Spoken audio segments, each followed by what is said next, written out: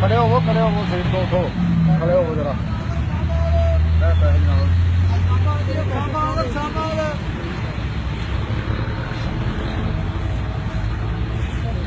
बड़ी जरा